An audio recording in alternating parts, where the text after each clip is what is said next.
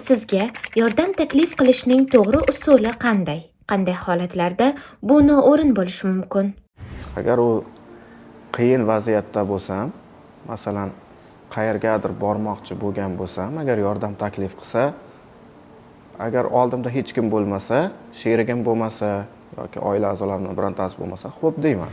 Odamlar sizga achinish yoki ortiqcha e'tibor bilan qaraganda qanday his qilasiz? Endi achinish hissi bilan gapirsa, baribir boshqacha bo'laveraman. Xafa bo'lish hissi bo'ladi menda baribir. Endi to'g'ri, ko'zim ko'rmagan bilan, lekin boshqa taraflama Xudoga shukr, hamma joyim soppa-sog' yurishi, oyog'im yuradi, yuragim urib turibdi. Shu bo'yicha agar kimdir achinish hissi bilan qarasa, albatta men biroz ranjiyman. Sizga tashqarida harakatlanishda qanday yordam berish kerak?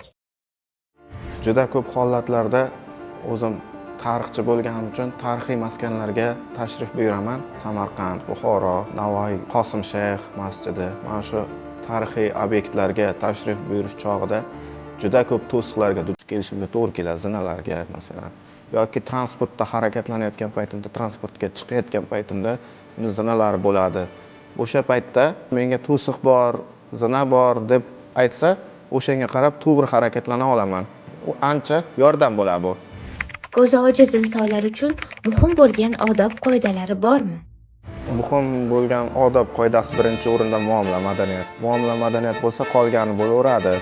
Ko'rib turibsizmi? Mana bu yerni ko'ring kabi iboralar sizni ranjitadimi?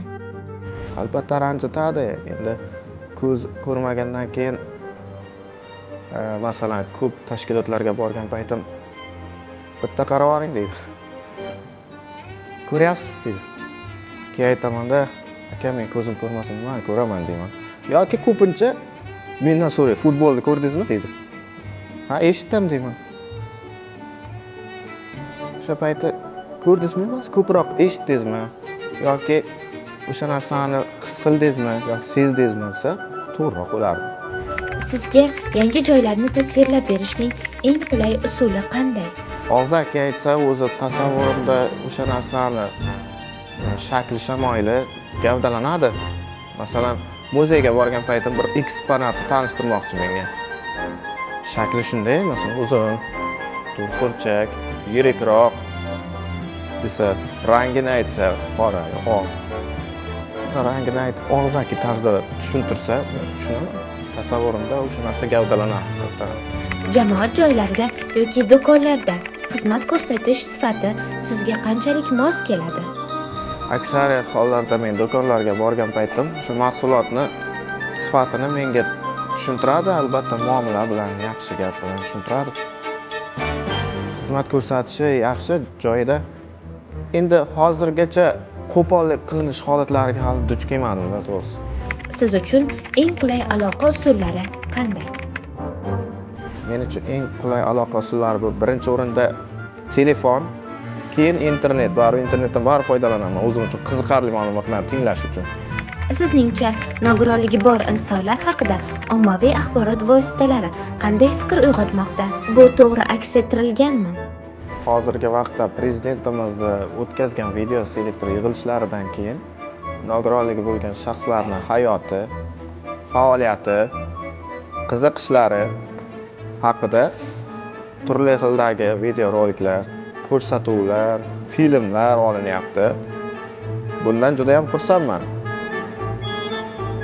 Albatta taklif qilardimki, shunday nogironligi bo'lgan shaxslarning hayot faoliyati haqidagi ko'rsatuvlar yanada kengaysa.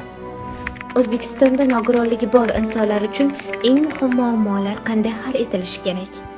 Nogironligi bo'lgan shaxslardan berilayotgan imkoniyat, imtiyozlarning aksariyatidan men foydalanib bo'ldim-da. Ta'lim olyapman birinchi o'rinda. Uyli bo'ldim, uy berildi. Ishga kirdim, sayyohlik maskanlariga olib borishyapti, Xudoga shukr. Tibbiy xizmatlardan ham foydalanyapman. Hammasi bepul, shifokorlar muomalalari hammasi yaxshi. Endi xohlardimki, ko'zi ojiz talabalar bo'ladi, oliy ta'lim muassasalarida tahsil olayotgan. Mana shu talabalarga Braille yozuvdagi adabiyotlar, shu darsliklarni ko'proq nashr qilsa yaxshi bo'lardi.